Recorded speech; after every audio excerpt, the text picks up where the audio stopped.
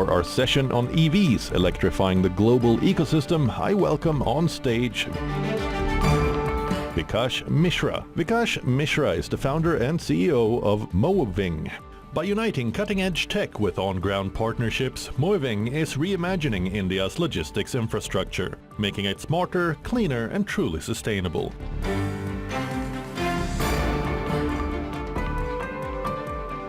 Akash Gupta. Akash Gupta is co-founder and CEO of Zip Electric. With Zip, Akash solves micro-mobility in cities in a convenient, affordable and eco-friendly way.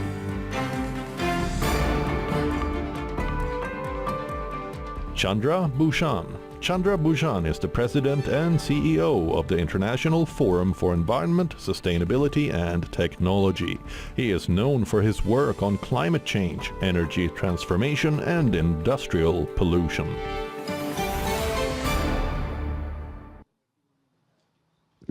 I'd like to thank all of our panelists for joining us here today, and of course the audience for being so gracious, and of course for your active participation even during the break sessions. Now, this session is called EVs Electrifying the Global Ecosystem. Well, over the last few years, EVs have drifted far away from becoming a topic of curiosity to very much dinner table debates. We all know someone who's bought an EV, somebody who's thinking about buying an EV, and somebody who says, charging ka kya? And while we're electrifying faster than ever, the question is, can the ecosystem supporting EVs keep the ecosystem sustainable, which is depending on them? And now to understand the nuances of it, I would like to start with addressing an uncomfortable reality that for most Indians, EV adoption is less about climate change and it's more of an economic decision. Right, because while we may be talking about global ecosystem, adoption always starts with a very simple question that how will this EV fit into my life? Now, Akash, you work with thousands of delivery partners every day. What are some top real-life EV hesitations that they have shared with you, and what are the riders telling you that the wider masses may not be, as aware about? No, absolutely. Thank you, first of all, for having me here. We run about 20,000 electric scooters on the road and a few three-wheelers, right? And trying to change the life of those people by making them earn more, save more, right? Which is the affordability aspect of it.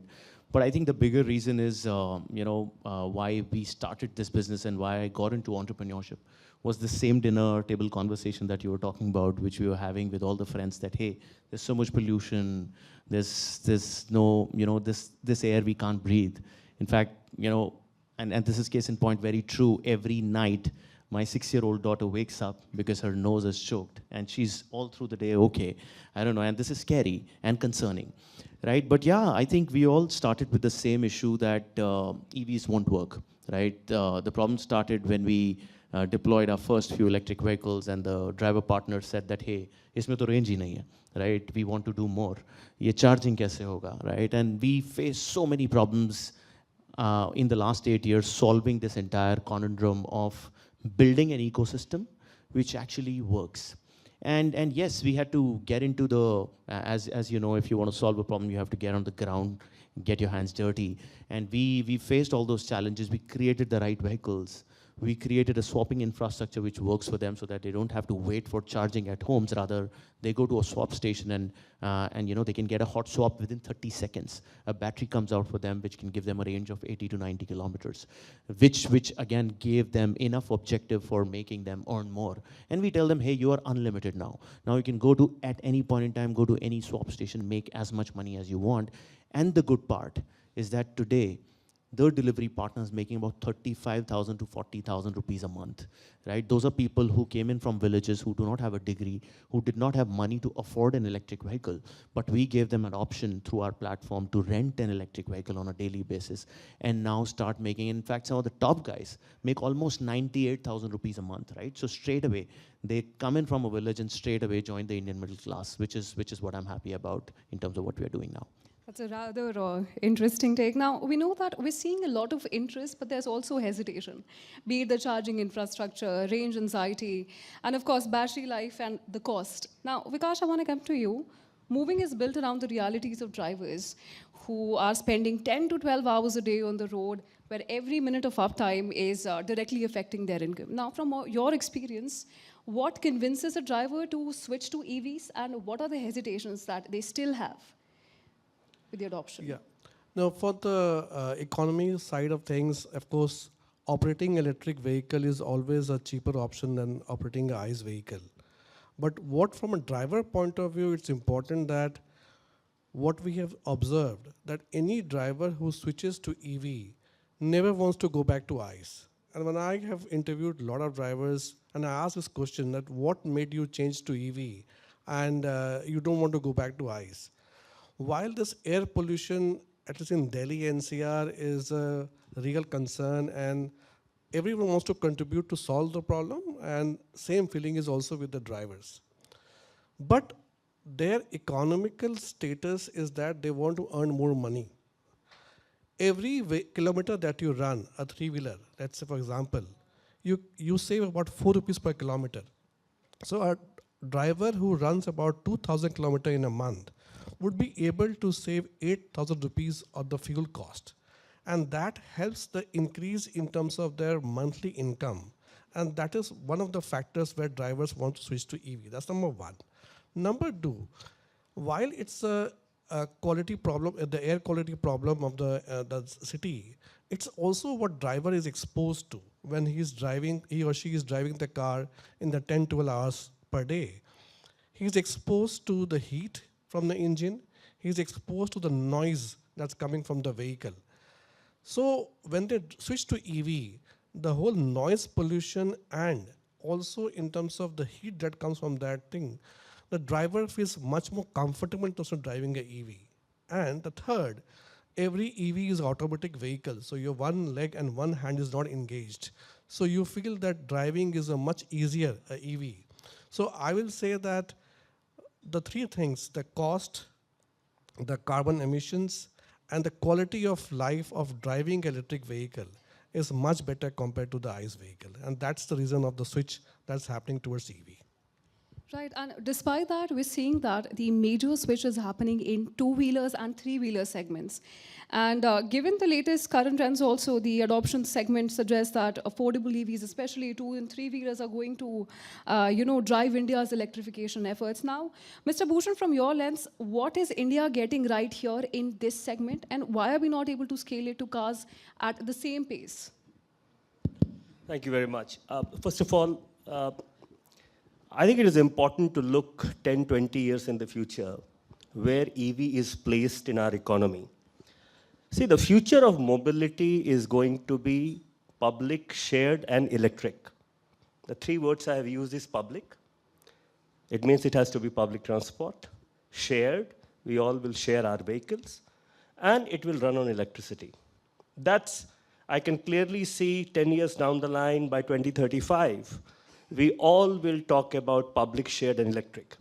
The EV that we are seeing right now is private mobility. And in three-wheelers, of course, public, in goods vehicle.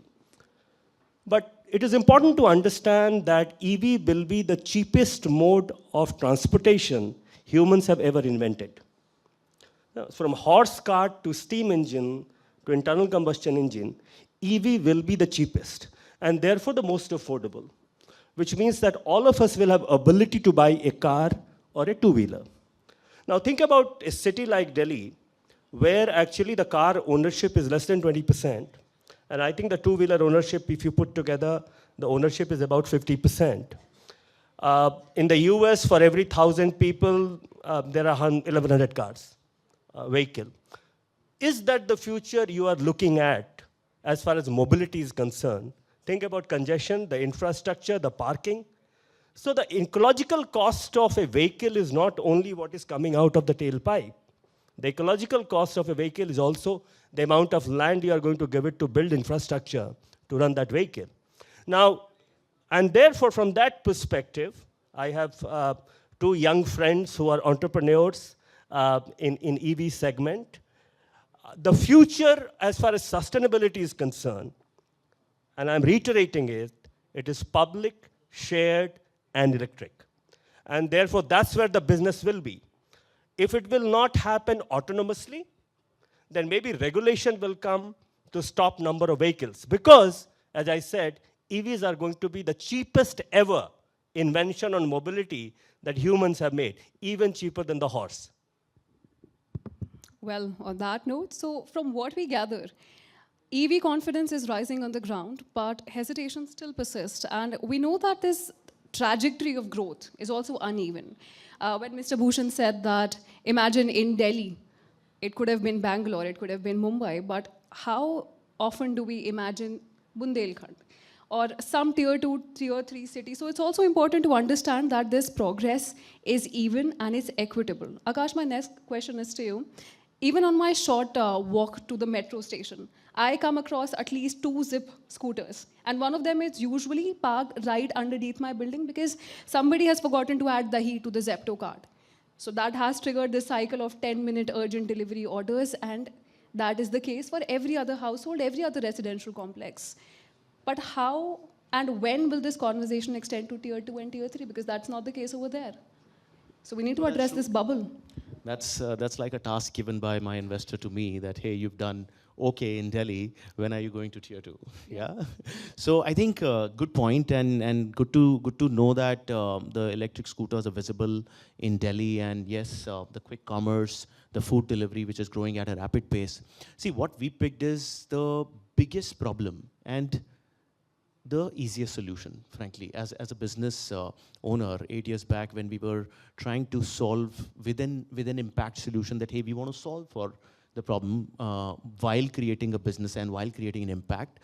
Then we looked at cars, we looked at trucks, we looked at buses, we looked at two-wheelers, we looked at three-wheelers. We saw that where is the price parity? And I think Bhushan, Chandra, also you asked a similar question, that why are cars not picking up so much versus two-wheelers and three-wheelers? It is actually the right price point, because see, nobody is buying an electric vehicle. I would say very few percentage of the people would be buying for sustainability today, right? Let's understand that very clearly, that people are buying electric vehicles only if it makes sense for their pocket, right? It has to be affordable at the end of the day. There'll be very few niche customers or players who would want to buy it for their private use at a higher cost. Why? Because a car today, which is electric versus a fuel, the same type, costs about 30%, 40% extra, and people feel that, hey, I'm paying for the fuel upfront. It's better that I pay, you know, and that is because of the economics and the scale that is still not there in India. So I think that's where regulation has to play a very strong role. China had taken this strong measure. 2013, Beijing was almost having a similar AQI like ours, 400, 500. It was the worst polluted city. Chinese cities were in the top 10. Today, none of the Chinese cities are even in top 20. What they did, what was the magic wand that they weave so that they are out and their AQIs are so low? It's just because they put a concerted effort towards getting electric vehicles on the road, solving the problem of dust. I think that's one of the biggest reasons that I'm sure your event would have talked about it, because that's about 35-40% contribution to pollution. Vehicles are about 25%, which is what we are attacking. Now, why we pick two-wheelers? Because one, the cost parity is very similar. If you buy a Splendor, which is a petrol vehicle, versus an electric scooter, it's almost a similar cost of buying, right? So unit economics makes sense, but the cost of running is 30%, 40% cheaper, right? Hence, it makes a real economic sense for us to build that business. We are able to pass the savings. So a delivery partner who rides a petrol vehicle, a two-wheeler, if he makes 30,000, his expenses are about 11,000 on a fuel bike, right? Including, because of the fuel cost of about 6,000, maintenance about 1,000, EMI and everything. The same thing if he moves to an electric vehicle with possibly Zip, let's say, that reduces to about 6,000 only. So net, he's making the same 30,000, but now his expense is only 6,000. He's taking 5,000 extra home. That's the economics that we've been able to prove on a two-wheeler.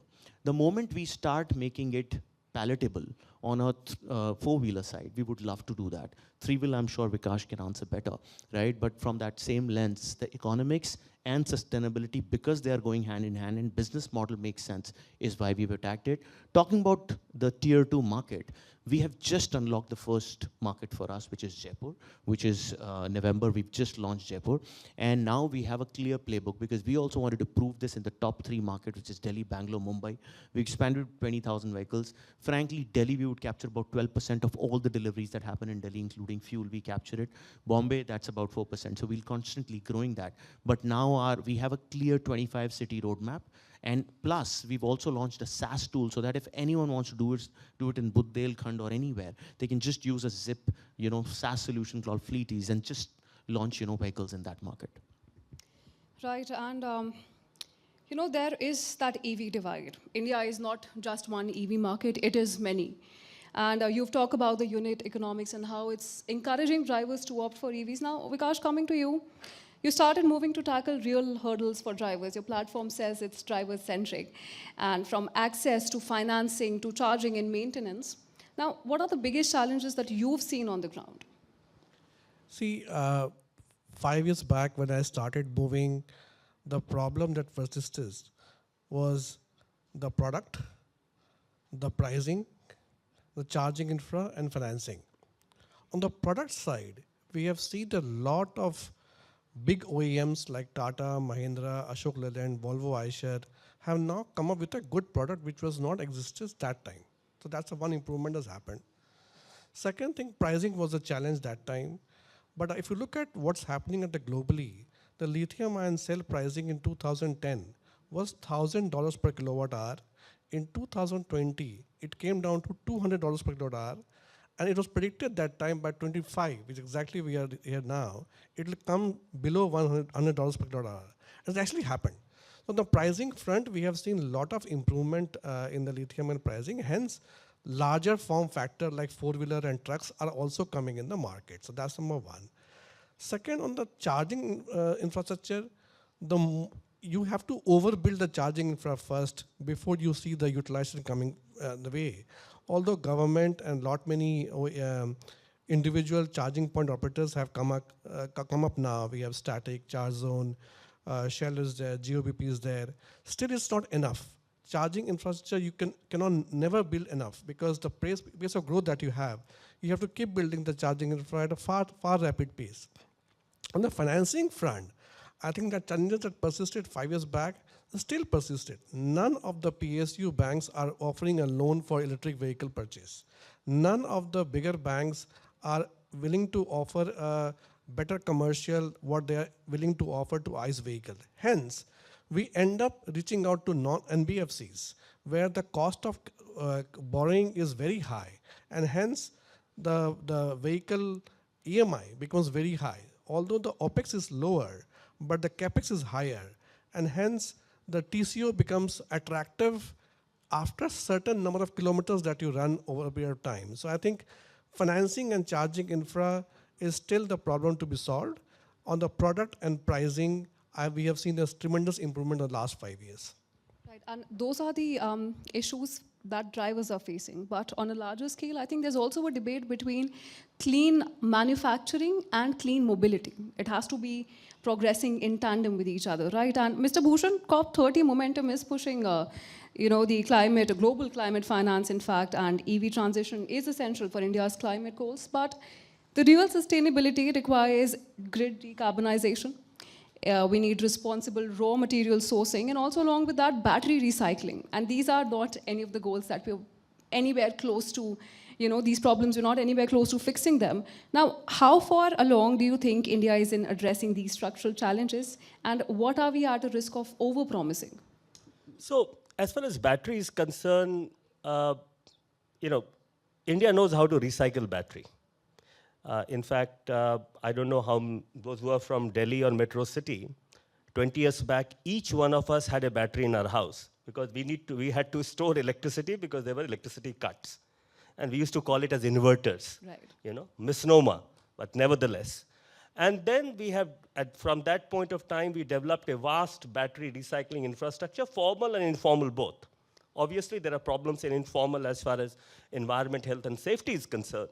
But we also now have a vast battery infrastructure recycling formal that we have. So I'm not worried about this country knows how to handle battery. We knew how to handle the traditional battery. We will know how to handle the advanced lithium-ion battery. As far as greening of grid is concerned, we have done reasonably well. In fact, the latest data on generation of electricity, not the capacity. Capacity, we are already more than 50% of our installed capacity, electricity sector.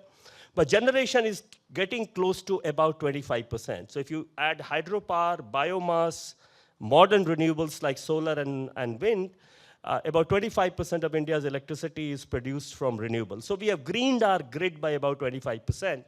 And if our trajectory goes as planned, maybe about 40% by 2030. Now, the moment we hit 40% in terms of greening of grid, electric vehicle so there is a concept called as well-to-wheel efficiency, which means how efficient a vehicle is from sourcing of fuel to driving the vehicle. Now, the moment you hit about 40% greening of grid, electric vehicle becomes the most efficient. Right now, it is not.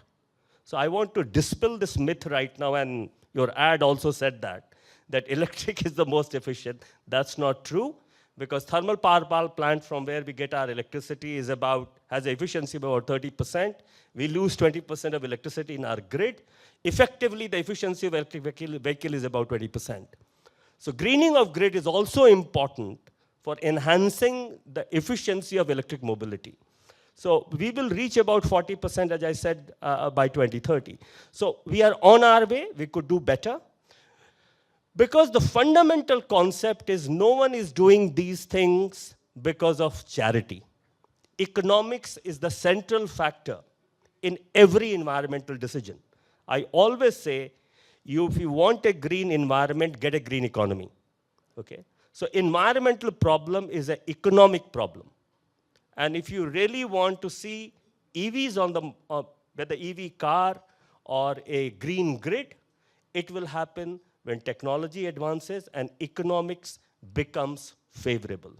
We are at the right time in history in India because, as I said, we are building this country. And we have an opportunity to build our grid, which is much more greener. We have an opportunity to build a shared and public mobility, which is electric.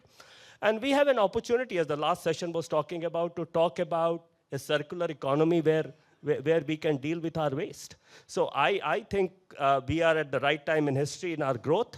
If we play it right, we all benefit. I agree with you, Mr. Bhushan, and especially now if you look at the geopolitical context of it as well. China tightening its critical mineral export has intensified the global scramble for EVs. And that has presented an opportunity and a risk for India. And if we play our cards right, India could position itself in a much better way. And Mr. Bhushan, we know that batteries essentially make up 40 to 50% of the cost of an EV.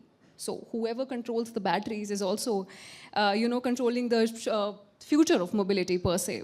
Now, given the global scramble for minerals and manufacturing, can India realistically leverage this moment to redraw the EV supply chain and make it less China-centric? First of all, the battery technology is going to change. Lithium-ion is not going to be your battery of choice in the future, simply because it is expensive. We have much lesser deposit of lithium. It's a trace material. So it's always going to be expensive because of the processing cost and the mining cost. So the future of battery is not going to be lithium-ion.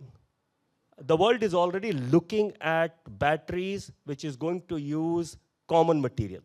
Sodium battery is becoming very, very common now. In fact, the next generation of battery in China in EV is not going to be lithium-ion battery. They are moving to sodium batteries. They are cheaper. They are made from salt. They are now talking about energy density, which is, if not better, similar to lithium-ion battery. Battery is a $1 trillion economy.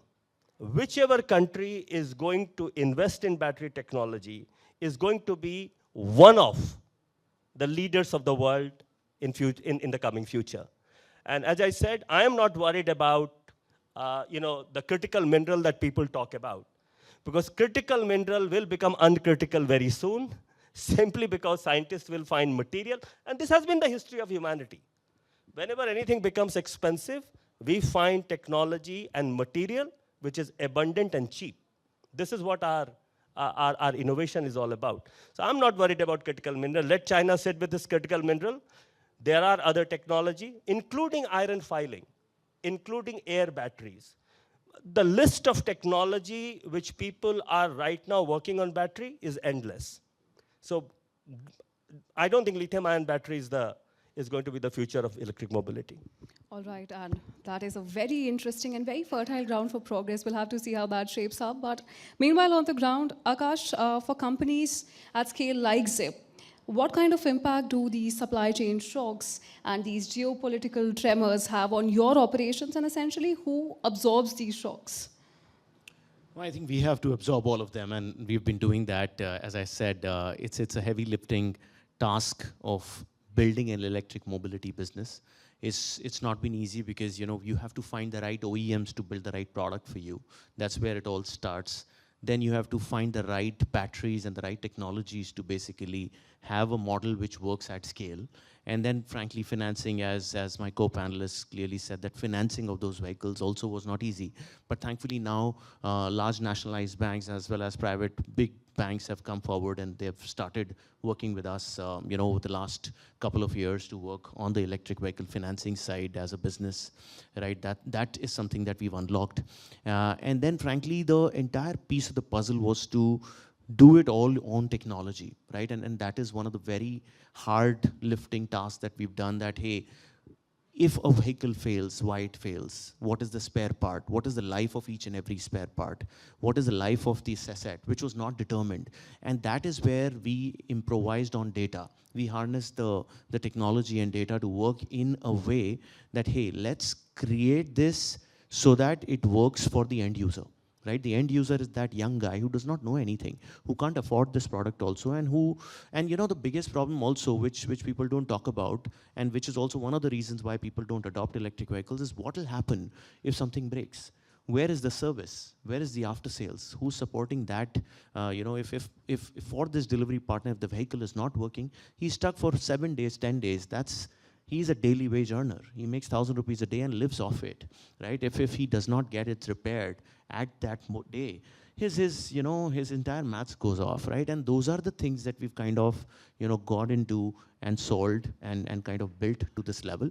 But I would still say that it's just scratching the surface, right? Because there are somewhere about 2 million people on the road who are today riding petrol vehicles, right? We are about 20,000, which is just 1% of this market, right? So hence we feel that it is just at the right point of inflection, where yes, you have figured out what works and how you can quickly disrupt it, quickly give various options to people to kind of adopt, and which is what is our focus for now. Yeah.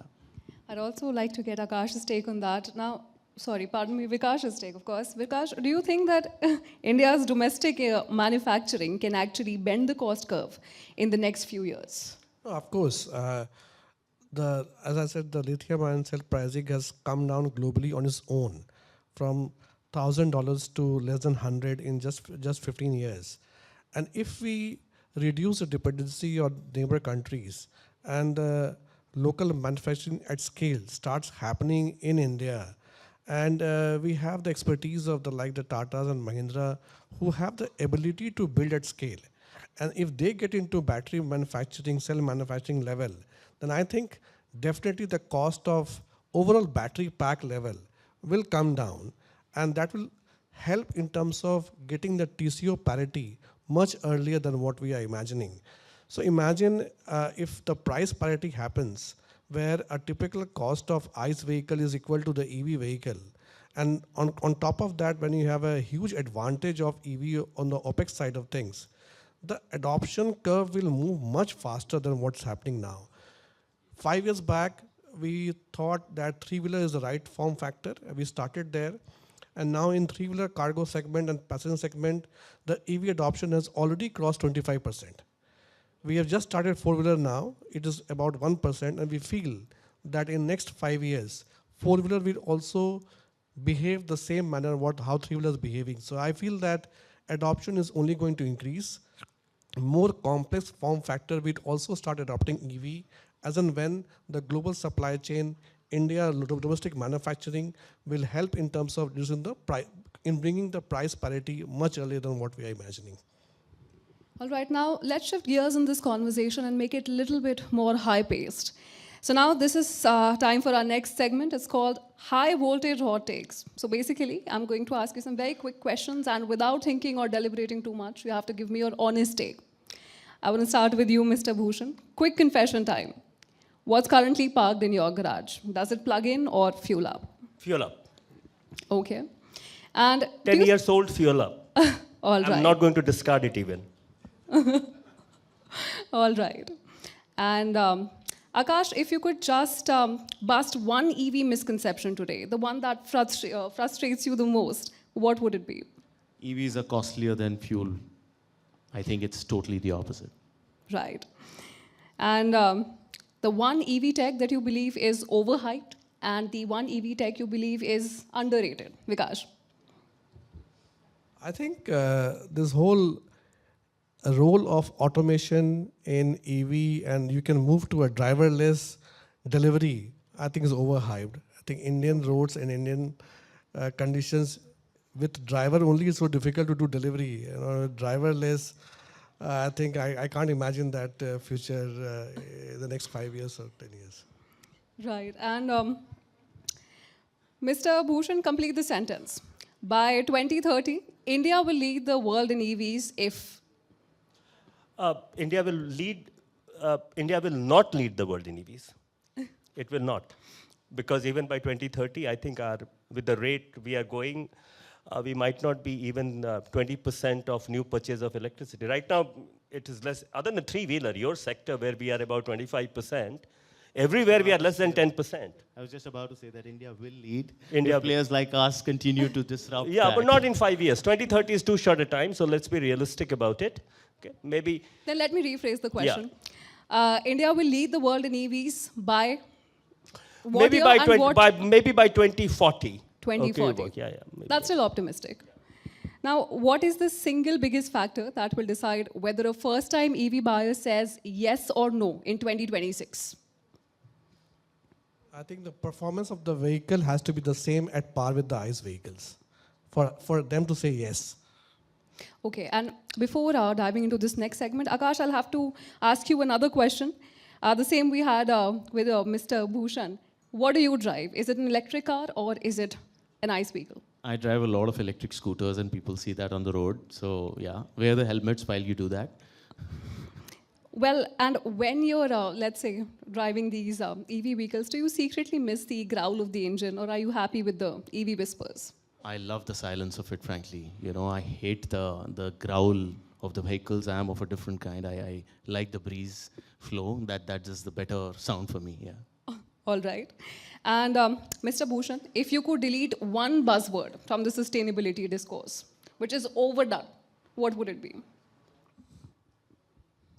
In terms from electric vehicle perspective or general? Electric vehicle, and we can take one generic as well. So the one buzzword is that electric vehicle is important to clean air of Delhi.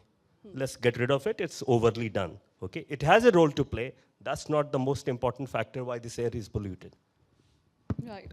And the last question of this segment, are we witnessing a genuine shift towards sustainability or are a lot of brands just greenwashing with a great PR team fueling that change? No, I think we have 100 plus corporate customers onboarded so far.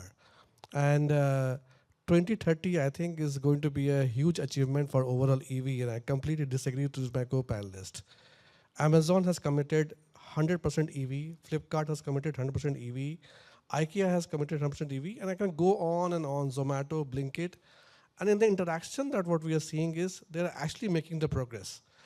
Some of them, IKEA, by the way, in India, does 90% of the delivery through EVs, and we are a very important partner for IKEA.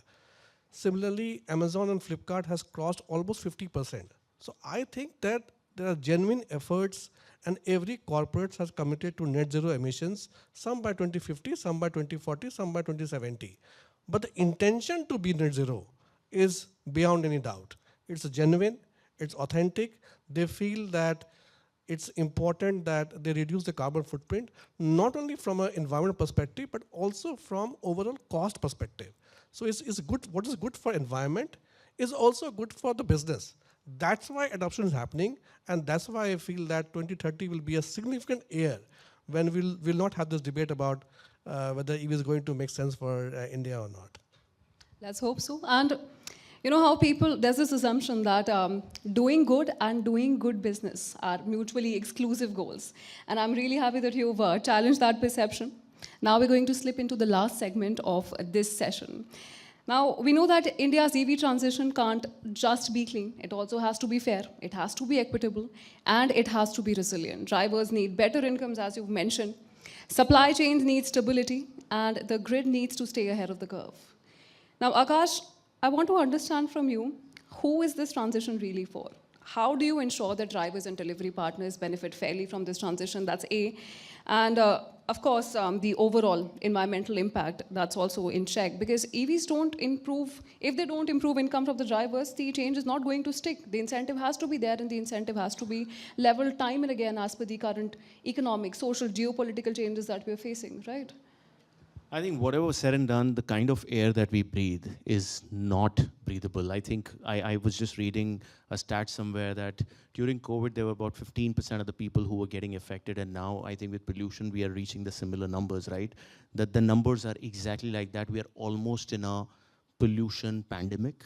And we just, very casually talk about it. And, while it is hurting us, but it is still not a movement. I think we are living in an age where we are going towards an era where I think Indians will be very different than the rest of the world because of the pollution and the air that we breathe. And someone has to do that effort. And I think whether it's for good, whether it's for flashiness, whether it's for sustainability, whether it's for cost advantage, whatever the measure be, and whatever 2%, 5%, 10% are moving, I think we should talk about it. We should definitely improve it. We should make policies about it. We should push it to a bigger number, because these small trickle effects, that if he moves to a car which is electric, if everyone here starts taking that one small change, if we start wearing that mask, if we make our schools the areas where there is, there's no construction happening, at least 200 meters, if we put, places where there's construction happening, there's a green,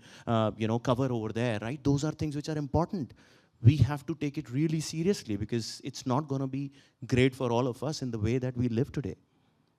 But that's, the part of being human also plays a role in it, because as humans, ultimately, we do learn to adapt. Initially, when the AQI was crossing 300, there was a lot of panic, but now there's a sigh of relief that, all right, it's still in the very poor categories, at least it's not severe. Now, of course, the urgency has to be reinstated again and again and again through, effective communication. Of course, initiatives like what all of you are driving here. Now, on to the next question. I want to direct this one to you, Vikash. Beyond infrastructure and economics, EV adoption ultimately depends on how people use vehicles, and public behavior is something that is going to shape the patterns that we're going to see. Now, are there patterns in driver or consumer behavior that could either accelerate or stall the India's EV transition? And which direction, which trajectory do you see it taking in the near future? I feel that it's only going to go from 1% or 5% or 10% now towards 80%, 90%.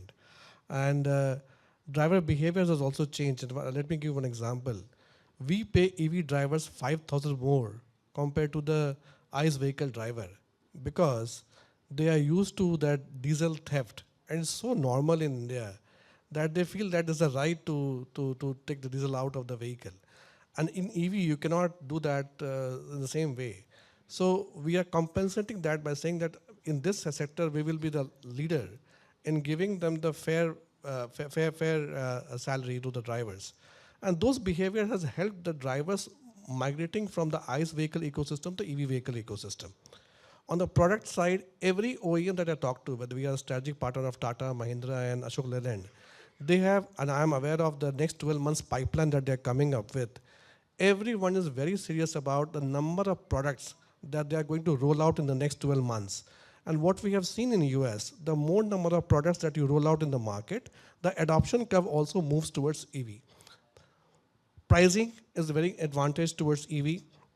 So I feel that if driver is having a better quality of life, better savings, having an ease of driving, and one of the driver told me they'll enjoy EV because traffic police पकड़ता नहीं है, वो green plate देख के. So I don't know whether this was the intention of the EV green plate by Mr. Gadkari when he introduced that 5 years back. But the advantage that drivers are getting is that they are not getting harassed by traffic police while they are driving. So everything what I see from the lens of EV adoption in next few years, it's only going to increase from whatever level we are now towards the 80% level very fast. Right, and while that's a rather optimistic domestic perception, if we look at things on the larger scale, Mr. Bhushan, would you agree that developed nations benefit from the final product, while the environmental degradation, the public health risks which are associated with manufacturing process are disproportionately borne by communities in the global south? On a bigger scale, generally, yes. We do tend to have processes and industries which are far more polluting. Some of the most polluting industries have shifted to the global south, whether to make toxic product or to process waste. That happens in our part of the world because of lax regulation, as well as because there's a general sense that we need to get more industries. Nevertheless, whatever kind of industry to give jobs, our population is growing. So generally, yes, global south, there is something called as waste colonialism, a terminology that has been advanced. But I want to come back to the issue of how EV will grow in India. Now, if you look at the global growth of EVs, it has happened with new companies and not old companies. That is not what is happening in India. So if you look at China, the growth of EV in China has been with new gen companies. They are not traditional automobile companies who have moved to EVs. Okay? The same thing has happened in Europe, and US is lagging behind in EVs right now, simply because the traditional companies still rule the roost in US. The same thing is in India. We need new generation companies if we really want to see 80% EV that he's talking about. 80% EV will not happen in India based on traditional automobile industry, because there is a competitive disadvantage they have. They have to shut down their existing platform to build a new platform. Okay? So one of the reasons why EV and why I'm not so optimistic, because I'm not seeing new generation companies. These are entrepreneurs, but he's still talking about 20,000 vehicles. In overall 20 million vehicles that India produces, okay? So we have to think about large scale, big new generation companies, which will advance the mobility future of this country. I'm not saying that. Frankly, I disagree on that, and I think that is where the disruption happens. There was no Zomato 15 years back, but today all the food that you're getting at home is because of that. And I think the crazy inflection that happens once the economics work is something that you've seen happen in so many other industries, right? So I think, yes, you're right that the 20,000 would take about 5 years, but the next 5 years, this 20,000 can become 2 million quite easily. And that's what I think we are here for. And yeah, we will see in 2030 WION Sustainability Summit where we are on that. Yeah. Hopefully. Vikash, would you want to add to that debate, this healthy exchange of ideas here? Yeah, electric bus is a clear example. In 2015, when we started, people were thinking, I'm very skeptical about whether electric bus is going to be the mainstream or not. Today, government does not provide any subsidy to the private operators who are operating electric bus. And every intercity route that I have seen, whether Delhi Chandigarh, Delhi Dehradun, Delhi Jaipur, I see hundreds of electric vehicles plying on the road without any government subsidy. If one electric bus can adopt in intercity route, where is a commercially viable position, why can't other form factors also behave in the same manner? So I'm very optimistic about EV. Maybe 80% was under it. I should talk about 100% EV by 2030. But it's going to happen for sure. Two-wheeler is a great example what Akash is doing. Electric bus already happened. We are seeing that phenomena growth in the electric truck also. In next 12 months, you will see so many launches coming from the established OEMs and the new OEMs also. And we are very excited about this opportunity, what India is going through. And next 5 years, going to be a huge, huge boom for the EV sector. Absolutely, and that gives me just the right segue to lead into the final segment. I'd like to get your final reflections. What is that one thing that you hope for, a change that you hope to see in the next 5 years? And also, what policy, tech, or change in public behavior do you think is required to facilitate that? Let me start with you, Mr. Bhushan. Well, as I said, EV is the future, but we need to put certain things in place for that future to be sustainable. The current track of EV is not sustainable. Private transport, an EV private car or EV private two-wheeler is not a sustainable electric future. So we need to put certain pieces in place to make sure that the electric is there, but it is also sustainable in terms of public and shared infrastructure that we will create for this world. Akash? So I was in Africa last week, and in Nairobi, 90% of electricity which is generated is all renewable now, right? 90%. Today we are about 30%, 35%, and I think we can accelerate that part much faster. There's crazy solarization, there's huge use of thermal power, there's huge, incentives which are there. So I think we should follow, on one hand, the model of grid sustainabilization, and on the other hand, yes, we should definitely adopt from what China did in terms of solving the problem of pollution and electrification as a change. Those are the two changes I'd look forward to. Great. Vikash? No, I think government has done enough for this EV sector with the FAME 1 policy, FAME 2, PLI. But I think what requires more is a better coordination between the central government and the state government, and between states as well. For example, Delhi, four-wheeler EV is allowed any time of the day. But in Haryana, it's not allowed. You will see most of the time between 5 p.m. to 8 p.m. near the Ambience Mall in Gurgaon, all the electric vehicles are standing and waiting for 8 p.m. Because in Gurgaon, they don't allow electric vehicles to ply during the peak hours. In Delhi, they allow. So it creates a lot of unproductive hours for the drivers and the vehicles. So if and the same government, Noida, Delhi, Haryana is the same government. They can make a uniform policy. And what Akash mentioned about the Beijing, they did the same thing. In 2013, the AQI was about 200. Now the AQI is less than 100. And the reason they did it was they focused on industry moving out of the region. Second, the energy transition from coal to gas. And the transportation, both public and EV. But more important, they thought as a region. So NCR as a region should have a governing body that says that we will make this a EV-enabled NCR, and the policies will be consistent between what Gurgaon is facing, what Delhi is facing, and what Noida is facing.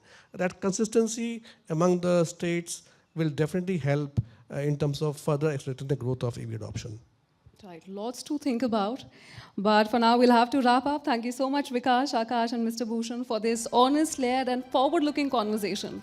And thank you all of you for being a gracious audience. But before we wrap up, there's one message to take away from this session. And it is that India's EV transition is not going to be a straight line. It is a story of ambition and anxiety. It is a story of innovation and inequality, geopolitics and everyday choices. But it is also a story of possibility, and this is only if you build it thoughtfully, inclusively, and sustainably. Thank you so much.